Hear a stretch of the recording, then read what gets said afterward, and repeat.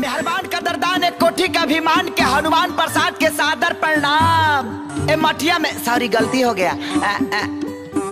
ए घर में केहू बाजी नर चाहे मादा। आई हो दादा कपड़ा बाया था पैटवा भी तोड़ ले भी कार है। ते कौन है इसरे? ना नीचे सलवार ना ऊपर कमीज ते कौना के बेटी है सिर्फ बदतमीज। माँ माँ माँ माँ ते हमार नकल काहे करत आरिस? का है ना हमारी माई नहीं है तो हम जब माई माई सुनते हैं ना तो थोड़ा इमोशनल खींच देते हैं। माँ माँ माँ स्वीटी कौन पड़ा घुस के आगल में मार के भगावे? बड़ा ना माता जी बेचारा घुसल बा। अच्छा अच्छा का काम बा?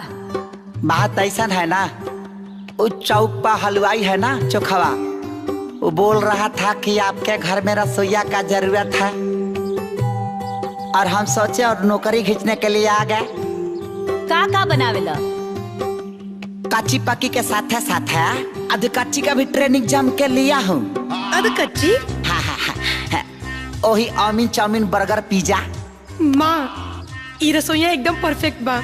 अच्छा अच्छा तो 5,000 रुपया महीना, खाना पीना रहना फ्री और साल में 2 सेट कपड़ा मंजूर? अरे माता जी सब मंजूर बा लेकिन 2 जोड़ा अंडरवियर बढ़ा दीजिएगा। वो कहे? का है ना कि काहे से कि हमार बहुत फाटेला अंडरवियर। हाँ, आओ अंदर